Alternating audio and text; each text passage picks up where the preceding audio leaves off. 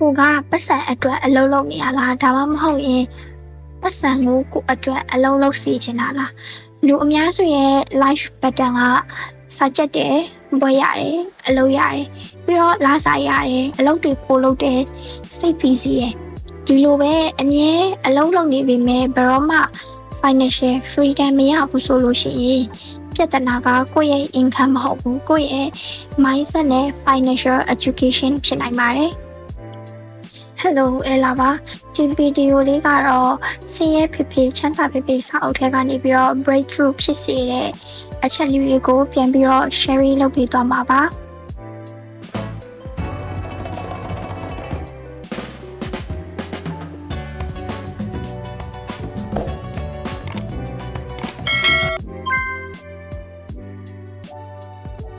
ဒီစာအုပ်ထဲမှာဆင်းရဲဖြစ်ဖြစ်နဲ့ချမ်းသာဖြစ်ဖြစ်ဆိုပြီးတော့ mindset နှစ်မျိုးဖော်ပြထားတယ်။ဆင်းရဲဖြစ်ဖြစ်ရဲ့ mindset ကလာစာကောင်းရင်ဘဝကောင်းမယ်။ချမ်းသာဖြစ်ဖြစ်ရဲ့ mindset က access တူရင်ဘဝကောင်းမယ်။တကယ်တော့ကိုယ့်ရဲ့လာစာကမြင့်လေကိုယ့်ရဲ့ expand ကမြင့်နေဆိုလို့ရှိရင်မတည်နေဘူးချမ်းသာတဲ့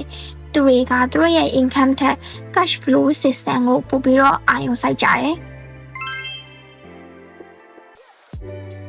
ဒီစာအုပ်ရဲ့နောက်ထပ်အရေးကြီးတဲ့ concept တစ်ခုကကြတော့ access နဲ့ liability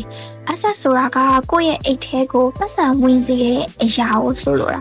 liability ဆိုတာကကိုယ့်ရဲ့အိတ်ထဲကနေပတ်စံထွက်စေတဲ့အရာဥပမာကိုကငါအစ်စ်ဝယ်တယ်လူအများစုကဒါကိုငါ access အစ်စ်ဝယ်လိုက်ပြီဆိုပြီးတော့ထင်ကြတယ်ဒါပေမဲ့ဒီရဲ့နောက်မှာကိုက maintenance ရှိရပြီး petrol insurance ဒီလိုမျိုးပတ်စံတွေထွက်နေရဆိုလို့ရှိရင်ဒီအရာက liability ဖြစ်နိုင်တယ်ချမ်းသာတဲ့သူတွေကသူတို့တွေဘာတွေလုပ်ကြလဲသူတို့တွေကသူတို့ကိုယ်ပိုင် business တွေလုပ်တယ် investment တွေလုပ်တယ်ပြီးတော့ digital product တွေလုပ်တယ်ဒီလိုမျိုး income generating asset တွေကိုချမ်းသာတဲ့သူတွေကတည်ဆောက်ကြတယ်နောက်ထပ် concept တစ်ခုကတော့ the rat race ကြွထောင်ချောင်းလို့ခေါ်တဲ့ဒီစာအုပ်ထဲမှာ rat race ဆိုတဲ့ concept တစ်ခုရှိတယ်လူတစ်ယောက်ကလာစာတိုးလာတယ်ကိုယ့်ရဲ့ lifestyle ကလည်းတိုးတက်လာတယ်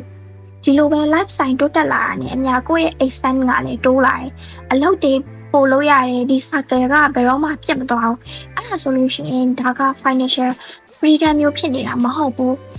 financial freedom ကဘာလဲဆိုရင်ကိုယ့်ရဲ့ expand ကို cover လုပ်နိုင်တဲ့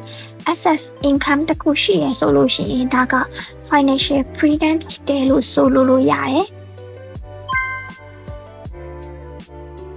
နောက်ထပ်တစ်ချက်ကတော့ income source ကို၄ခုခွဲထားတယ်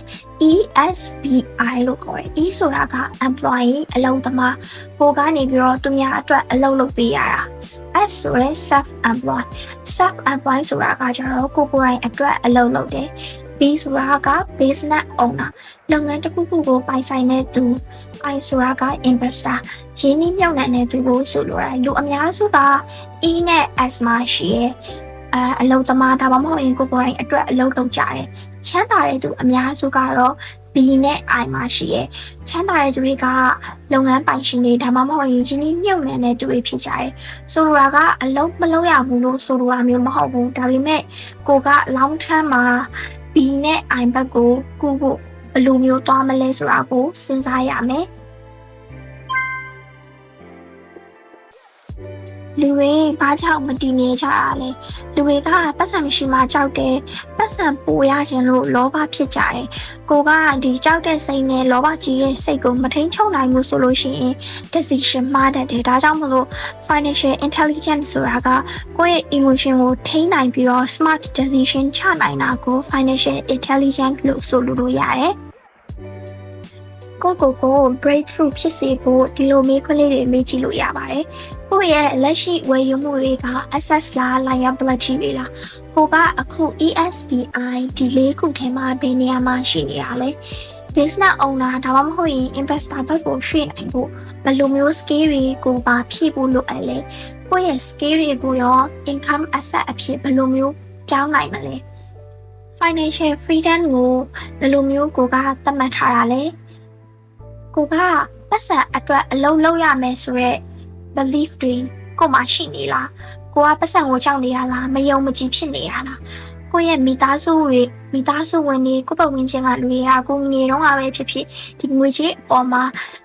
ဘယ်လိုမျိုး belief တွေထားပေးခဲ့ရလဲသူတို့ကြောင့်မလို့ဘယ်လို limiting belief တွေဖြစ်စေတာလဲဒီလိုမေးခွန်းလေးတွေကို breakthrough ဖြစ်စေဖို့ကိုမေးကြည့်လို့ရပါတယ်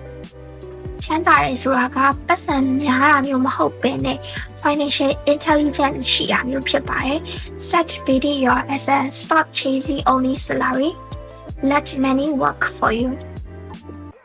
ဗီဒီယိုလေးကိုကြိုက်တယ်ဆိုလို့ရှိရင် like and subscribe လုပ်ပြီးတော့ခါကြတော့ကို့မှာဘယ်လိုမျိုးငွေချင်းနဲ့ပတ်သက်ပြီးတော့ limiting belief တွေရှိနေလဲဆိုတာကို comment မှန်ခဲ့ပေးလို့ရပါတယ် Thanks for watching see you in the next video bye bye